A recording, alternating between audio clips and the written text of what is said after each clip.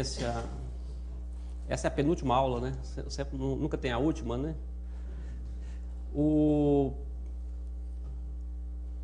Tem vários comentários que eu quero fazer, mas eu vou deixar para fazer no final. Eu espero que eu acelere um pouco para terminar na hora, mas no final eu quero fazer alguns comentários sobre esse trabalho e também alguma propaganda.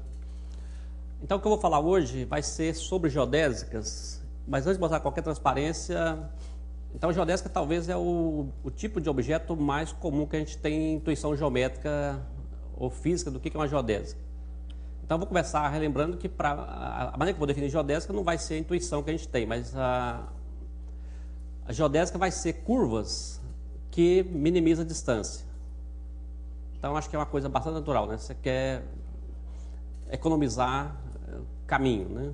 Então, no plano, exemplo, a questão do plano é que a maneira que a gente mede, dá 2 pontos, você tem uma reta que liga eles, tem um segmento que liga, e essa é a curvinha que tem o menor comprimento possível ligando esses pontos. Em geral, quando você está na superfície, isso não é verdade sempre, né? Você pode dar 2 pontos, ou pode ter uma geodésica única que liga os pontos, ou pode ter mais do que uma, ou pode não ter nenhuma, né? Ou você está caminhando na geodésica e você está caminhando no caminho errado, né? Mas vai ficar claro que... Então, o desafio para escrever essas notas, e espero que depois vocês comparem com os textos sobre o assunto, o que eu vou fazer no final aqui da aula hoje é descrever as linhas geodésicas do elipsoide. E como eu fiz na primeira aula, descrever a linha de curvatura do elipsoide, no final eu vou tentar descrever as linhas geodésicas do elipsoide. Então, por que o elipsoide? Eu vou fazer um problema. Sempre que eu falo do elipsoide, eu coloco um problema para a turma. E acho que depois de eu falar 50 vezes, talvez alguém um dia vai resolver o problema, né? Mas o problema é de ordem didática, né? Não é nem assim, é só mesmo conceitual. Então, a observação que eu faço é a seguinte: acho que todos aqui já fizeram curso de geometria analítica na vida, né? Alguém nunca fez o curso de geometria analítica aqui? Mesmo no ensino médio a gente faz, né? Mas a minha observação é a seguinte: quando você pega qualquer livro didático, e o desafio para vocês é encontrar um que não faça isso, eles começam com os lugares geométricos no plano, as cônicas, né? Aí define elipse, parábola e hipérbole. E define com um lugar geométrico, né? O que é uma elipse? A soma a 2 pontos, a distância da soma a 2 pontos é uma constante.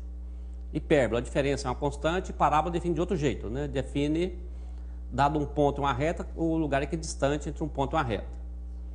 Tem uma definição também que você pode fazer tudo isso como um conjunto equidistante de círculos. Não precisa você fazer você pode fazer uma definição única para as 3 cônicas. Não precisa fazer essas 3 divisões de caso. Mas o ponto que eu quero chamar a atenção é o seguinte: quando você faz esse jogo da geometria analítica, os autores escrevem com raiz quadrada, depois elimina e faz uma forma canônica, né? Elipse é esse bicho aqui, né? x2 sobre A2 mais y2 sobre B2 igual a 1. E pronto, né? Isso é uma elipse. E depois, quando é hipérbole a mesma coisa, parábola a mesma coisa. Quando vai para o espaço, aí fala assim: agora vamos aumentar mais uma letra, né? Vamos colocar um Z2 sobre C2. E começa a trabalhar algebricamente e fala que o elipsoide é uma equação do 2º grau, que a forma canônica é essa que eu acabei de falar. Mas ninguém fala do que é uma definição geométrica para o elipsoide. Então, o que eu coloco para vocês é fazer esse exercício, né? Encontrar uma definição geométrica para o elipsoide, nos termos que eu falei para as cônicas, né? Aí você pode pensar: vou fazer a mesma coisa, vou pegar 2 pontos e vou somar a distância ser constante, então vai dar o elipsoide. Dá, mas só dá o elipsoide de revolução, não dá o elipsoide com 3 dias distintos. Outra coisa do elipsoide que eu vou falar, e talvez não vou ter tempo de explorar isso no final, só para vocês, quem quiser ir pensando. O elipsoide, a gente pensa que quando você corta o elipsoide, o que você vê comum é elipse, né? A maneira que é ensinado para a gente, você corta o elipsoide é elipse. Você corta com os planos paralelos, tudo é elipse. Quando você vai para hipérbole, dá outras coisas, né? Pode dar elipse, pode dar hipérbole, e tem as direções assintóticas também, né? Do cone. Aí a pergunta é o seguinte: isso às vezes tem algum livro didático que coloca, demonstra que tem um círculo contido dentro do elipsoide. Então eu falo para vocês que é um exercício, e também não é muito comum ver isso nos livros, é que você pode fatiar o elipsoide com círculos. O elipsoide, você pode pegar o elipsoide, pegar a melancia lá, corta ela, e todas as seções planas são círculos. Você pode cortar de 2 maneiras diferentes. Então fica a tarefa para vocês pensarem como fatiar o elipsoide, que as seções planas sejam círculos. Todas as seções planas, com exceção do plano tangente que você começa a cortar.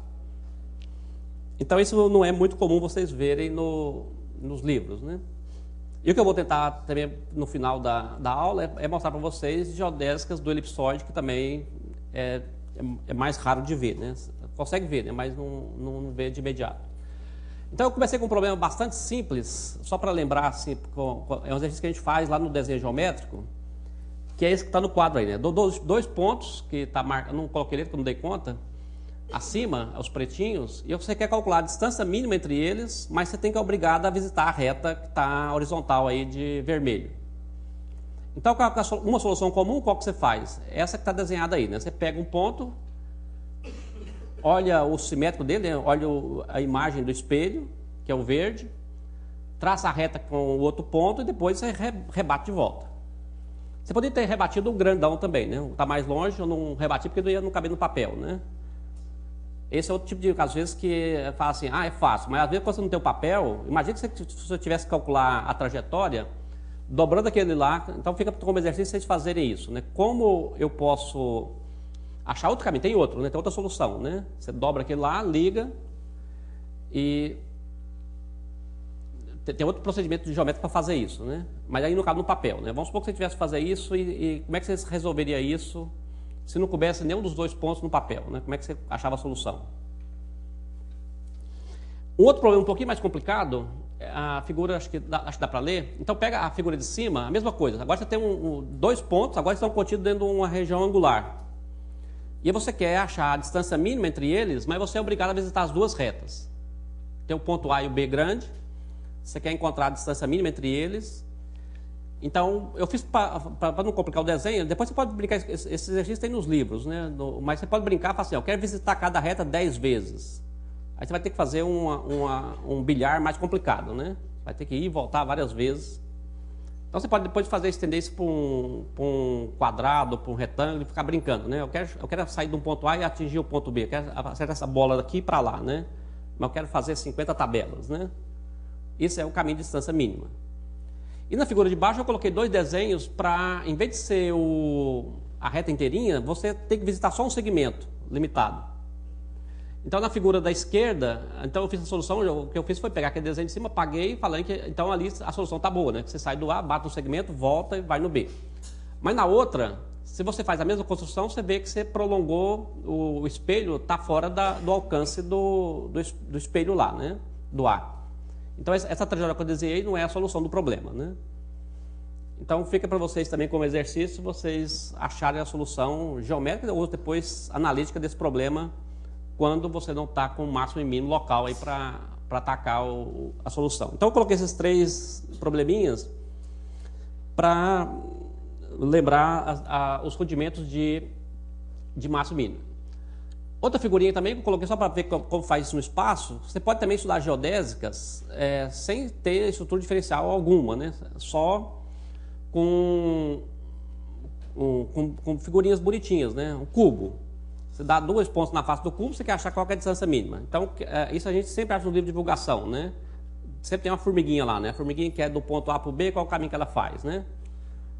Do tetraedro também, né? Do A e do B.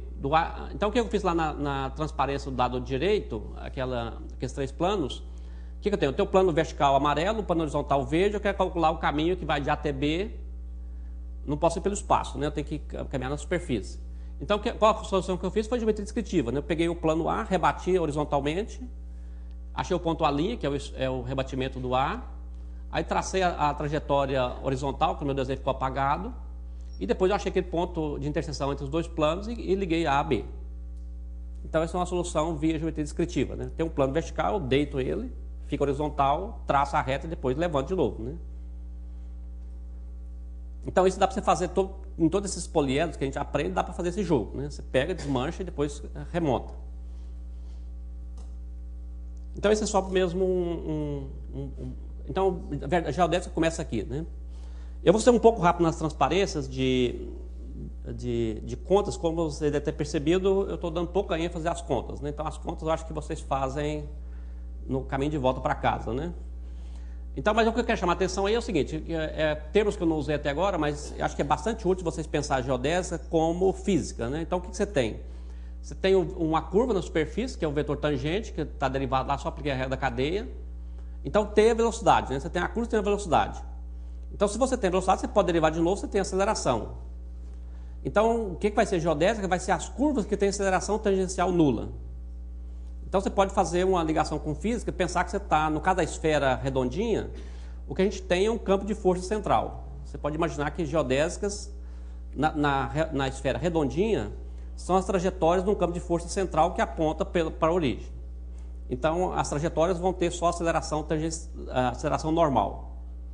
Então, para quem gosta de física, é uma boa maneira de ver geodésicas como campo de forças.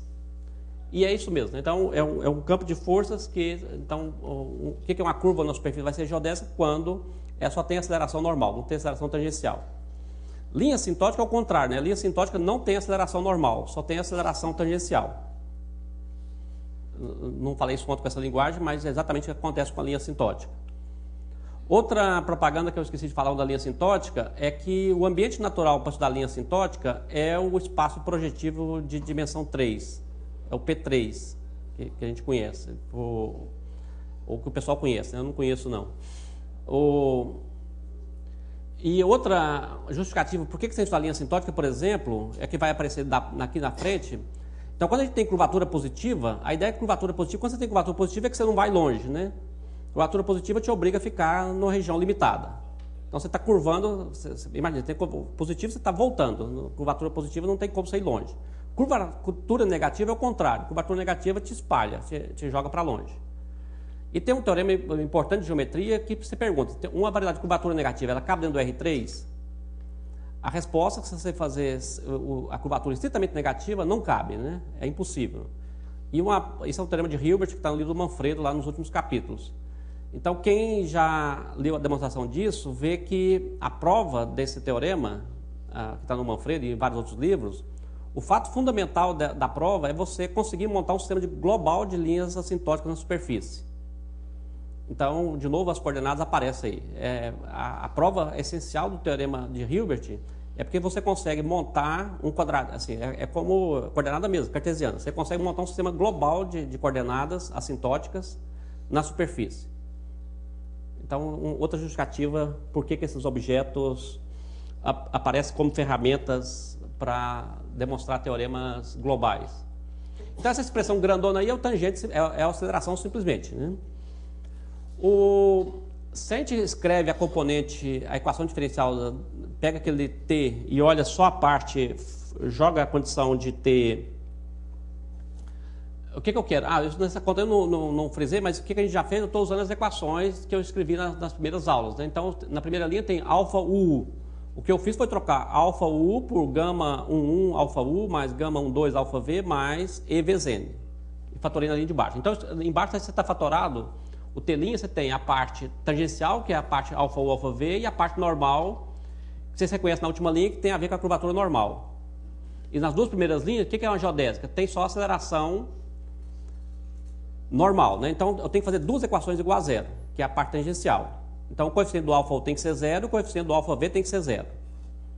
Então, as equações diferenciais da geodésica já não é de primeira ordem, é de segunda ordem, que é a que está em cima lá, D2U, ds quadrado. Então é um sisteminha. Agora o objeto tem uma derivada extra, já de segunda ordem. A linha de curvatura principais só tinha derivadas de primeira ordem. E você pode eliminar variáveis, né? É um pouco misterioso, assim, não dá para explicar para vocês como é que elimina, mas fica também um desafio para vocês verem. Tem o ds quadrado, eu falo que se você eliminar o ds naquela equação lá em cima, você obtém essa, né? Esse é truque algébrico, né? Ou você pode inverter, né? Em vez de eliminar dv du, você pode escrever du dv, né? E aí dá outra.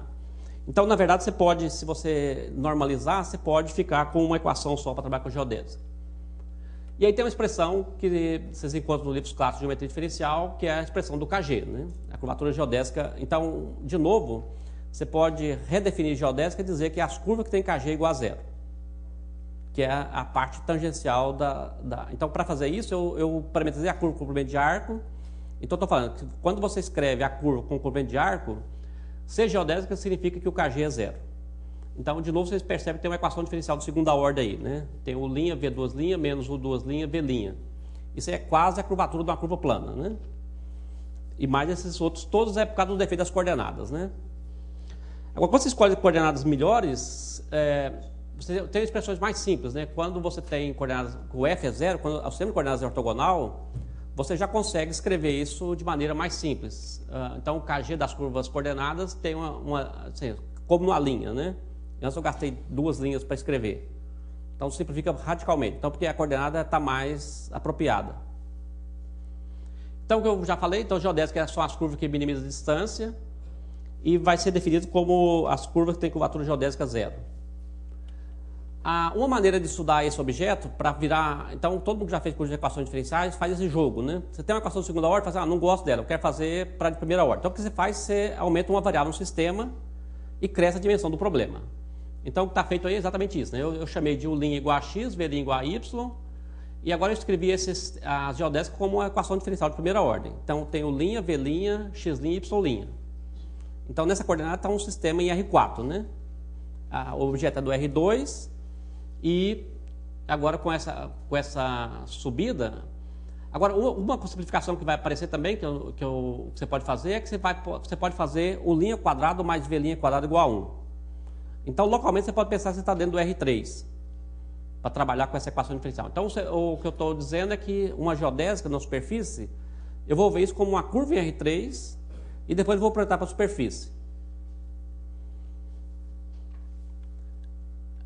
Outra coisa que eu coloquei, só para relembrar uma coisa importante, que é o teorema do Hopf-Rino, é que fala o seguinte: se você tem uma superfície, eu não vou escrever todas as hipóteses, mas é a que a figura está dizendo aí, é o seguinte: você está 2 pontos na superfície, se ela tiver as hipóteses razoáveis, que é aquela completa, no sentido de espaço métrico, você sempre pode conectar, sempre esses pontos P e Q tem uma geodésica que passa por eles.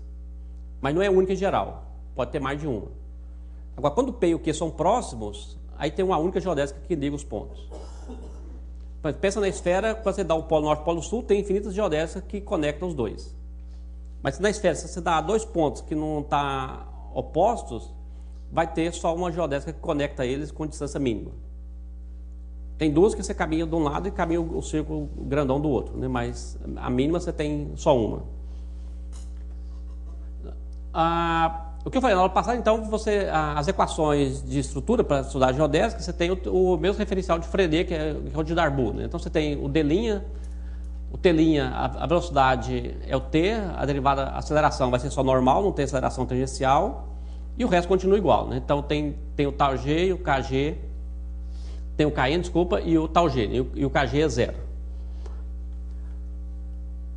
Estou passando um pouco rápido porque a gente já viu isso tudo, né? Já é um reprise. Daqui a pouco vai ter as novidades, né? Mas essa parte a gente já viu. Então, de novo, eu estou montando a coordenada aqui que você pode parametrizar uma vizinhança tubular de uma geodésica fechada, que é o que me interessa para explicar.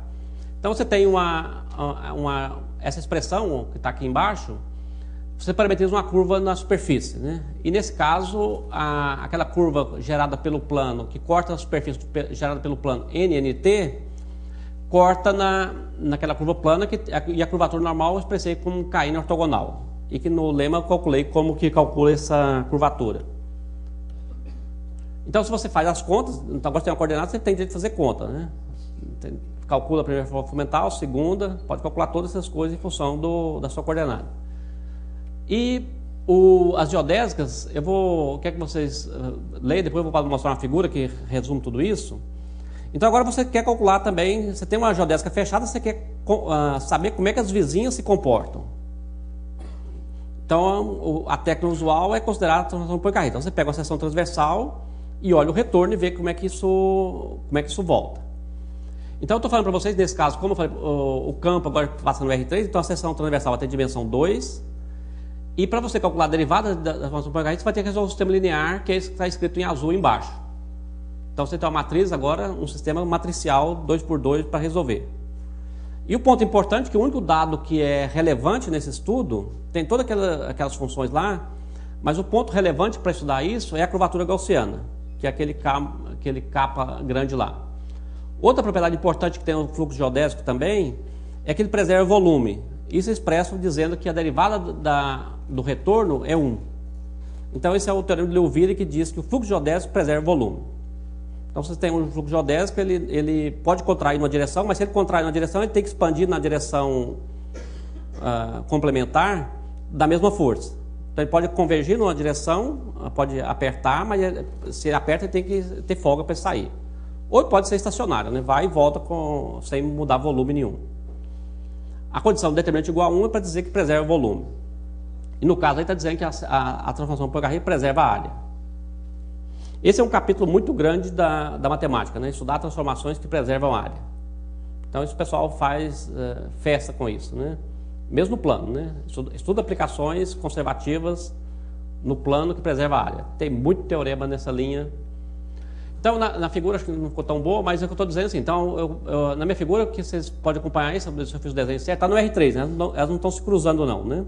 Então, você tem a linha vermelha, eu quero acompanhar como é que são as vizinhas. Então, eu fiz um desenho, no R3 é possível você ter uma vizinha que dá 2 voltas de fechar, né? Acho que ele está fechando, né? A pretinha acho que é para fechar, né? Se eu não tiver desenhado errado, ela fecha. Então, você pode depois desenhar um azul aí, que anda 4 vezes ou 3 vezes, fechar de novo, né?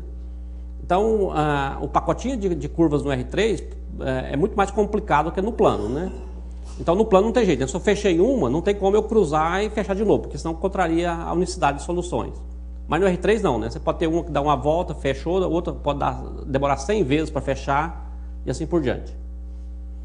Então, o objeto que está aí, para entender isso, é você calcular o retorno do Poincaré, é exatamente essa figura explica. Eu vou pular esse teorema, mas só para dizer o seguinte, que quando a curvatura é negativa, aquilo que eu falei antes, o fluxo geodésico contrai numa direção e expande na outra. Então, esse fenômeno você fala que a órbita é hiperbólica. Isso significa que a transformação do Poincaré, os autovalores são reais e são de modo diferente de 1. E o produto é 1, né? Então tem que ser, se um é 5, o outro tem que ser 1/5. Então isso, toda a dinâmica que eu falei de retrato de fase de campo de vetores, tem uma coisa irmã para aplicações discretas, que é o difeomorfismo, e você tem o mesmo efeito, né? Então isso é uma cela. Depois tem uma figura mostrando como que isso... Então a demonstração, vou pular porque está nas notas, eu vou, nessa parte da revolução também eu vou ser bastante, acho que o que eu quero, o que é importante, todo isso aqui está nas notas, eu acho que o que eu quero mostrar para vocês importante é essa figura, para resumir, essa última aí, que explica todo esse aspecto da curvatura negativa e positiva.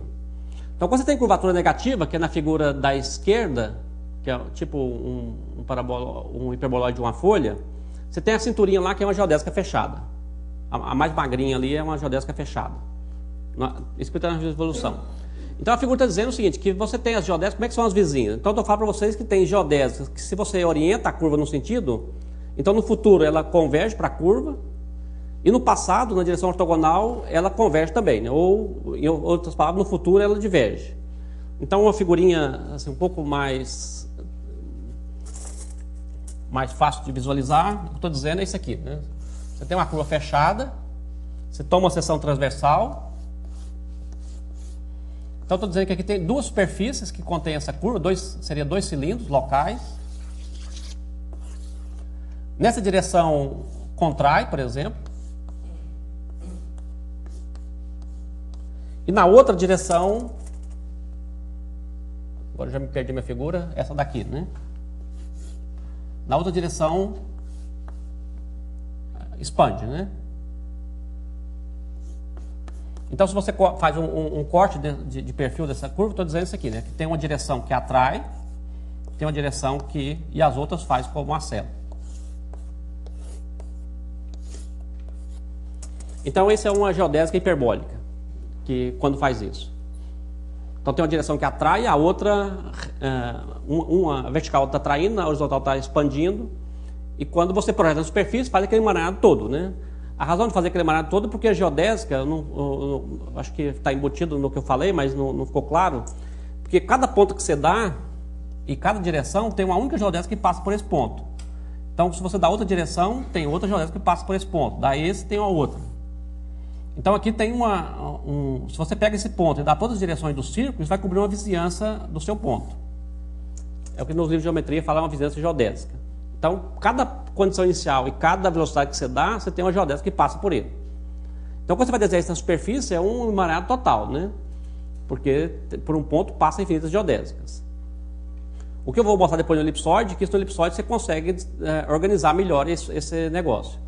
Então, do lado direito é elíptica, agora é o contrário, né? Você está com a curvatura positiva e você tem a mais gordinha, que é geodésica, que a aceleração é normal. Aí pergunta, como é que são as geodésicas vizinhas? Então, aquele desenho está tentando explicar isso, né? Está dizendo que as vizinhas vão ficar oscilando em torno dessa daí. E esse efeito na seção transversal é visto como uma espécie de rotação, né? Então, agora você tem um pontinho que está na seção transversal, você faz o corte, o que eu estou dizendo é que as vizinhas estão rodando aqui, né? É como um centro. Elas ficam presas, elas estão rodando. Então, um pontinho, depois sai de um ponto aqui, depois de uma volta, ele vem para cá. Depois de 2 voltas, ele vai rodando, né? Então, pode ser que depois de 50 vezes ele consegue voltar no ponto que ele saiu. Ou não volta nunca, né? Então, tem os 2 casos que pode acontecer, dependendo dos dados geométricos aí. Então, a diferença grande então, de curvatura negativa e positiva é essa. Então, geodésica, curvatura negativa, contrai uma direção e expande na outra. Curvatura positiva sempre espirala, né? Fica presa numa vizinhança tubular. Agora, para apertar, quando é curvatura negativa e positiva, aí enrola a vida. Aí qualquer tipo de teoria, se você tentar provar isso, é complicado decidir quando que contrai, quando... Ou outras coisas podem acontecer, né? Tem outros desenhos mais complicados, né? Fazer a transição desse desenho para esse é mais complicado um pouco. Já tem que estudar bifurcações de dinâmica discreta. Então chegamos no elipsoide, né? No que eu prometi para vocês, eu vou tentar explicar. Então já aparece aí já uma fórmula grandona, né? Mas que é bastante simpática se você depois lembra que a gente falou de linha de coordenada. Então linha de curvatura vai ser a base para estudar as geodésicas do elipsoide. E vocês vão ver depois que elas tem tudo a ver uma coisa com a outra. Então você tem o elipsoide lá que eu defini como algébrico, né? x2 sobre A2 mais y2 sobre B2 mais Z2 sobre Z2 igual a 1. Eu falo que essa função J e U, V, U', V', define para essa função aí, né? V cosseno ao quadrado mais U seno ao quadrado, é uma média, né? Isso é a integral primeira do fluxo geodésico. O que significa integral primeira? Basicamente significa que, no meu caso aí, o que está significando é o seguinte: você tinha uma equação de segunda ordem, ter uma integral primeira significa que você reduz uma derivada. Então significa que em cima dessa superfície, agora você tem uma equação diferencial de primeira ordem. Então, para cada valor que a função j assume, para cada constante, para cada nível dessa função, daqui a pouco eu vou mostrar quem que são os níveis dessa função. Cada nível dessa função uv, u', v' igual a constante, para cada c desse, isso aqui é uma superfície. E no nosso caso, isso aqui vai ser um verdadeiro toro. Com exceção de alguns parâmetros especiais, né? A maioria dos parâmetros vai ser uma superfície que é um toro. E em cima desse toro agora, tem uma equação diferencial que eu vou mostrar na transparência seguinte, que é uma equação diferencial que define por cada ponto 2 soluções. Então vai ter uma redezinha aqui. Vocês podem pensar que é o irmão das linhas de curvatura e da linha assintótica. Então em cima desse toro vai ter, em cada um deles, para cada C vai ter um toro. E em cima dele vai ter uma redinha formada por linhas que são geodésicas. Acho que tá claro aí o panorama, né? O filme aí. Então é só forma que você pode... então o que eu estou dizendo? Eu estou mostrando a coordenada. Então o que eu estou fazendo para parametrizar o elipsoide? Então eu estou mostrando só o primeiro octante do elipsoide. Então para você cobrir o elipsoide com cartas principais, você vai precisar de aquele ponto U, que está escrito lá, tem as coordenadas U e V, então você pega as imagens, U constante, V constante, então você pega esse retângulo, espicha ele e cobre 1/8 do elipsoide, que é o primeiro octante. Depois você pega um outro desse, outra cópia desse e cobre o outro pedaço. Então você vai gastar 8 retângulos para cobrir o elipsoide. Pega 8 ladrilhos, deforma eles e cobre o elipsoide, né? Tá claro isso, né? E acabou sendo meu orientador depois de mestrado e foi meu professor de geometria analítica, né? Isso tem uma, assim, é folclore, não vou dizer nomes, mas eu matriculei, na época é calor, não sabe o que faz, né? Eu matriculei na turma dele, não conheci ninguém, né? Primeiro que eu acho que eu não devia ter passado no vestibular, né? Porque eu ia fazer prova de inglês, por algum motivo eles erraram, eu fiz prova de francês, né? Eu só descobri isso na hora da prova. Então não foi uma gargalhada muito grande, né? Porque o fiscal estava doido lá, caçando quem ia fazer prova de francês, não achava e chegou para mim. Você vai fazer prova de francês? Não, vou fazer inglês. Não, você tem que fazer francês que está marcado. Então me dá essa, né? Aí todo mundo caiu na gargalhada, né? Menos um, né? Então a mesma coisa aconteceu no geometria analítica. Calor, não sabe o que faz, nem onde que faz matrícula. Foi matriculei na turma D de geometria analítica. Aí depois, quando eu cheguei para fazer a turma D, meu nome estava na B, né? Eles trocaram o D por B, né? Alguém digitou lá o D por B e eu fiquei na B. Aí eu caí na turma do Genésio. E foi assim, foi um desvio, né? Uma bifurcação que me levou para matemática. Então, provavelmente se eu tivesse caído na turma D, eu não teria feito matemática. Porque na turma D, você aprendia que 2 planos no R3 cortavam num ponto. Então, provavelmente eu não estaria fazendo matemática hoje se eu tivesse caído na turma D. Então, às vezes, o destino, você não sabe o que acontece, né? Outra brincadeira que eu faço também é que eu poderia não estar aqui porque eu poderia ter caído no voo da Air France, né? Nesse que caiu. Foi no dia que eu viajei, acertei tudo, né? Só errei o voo. Então, eu despeço por aqui. Muito obrigado pela paciência e...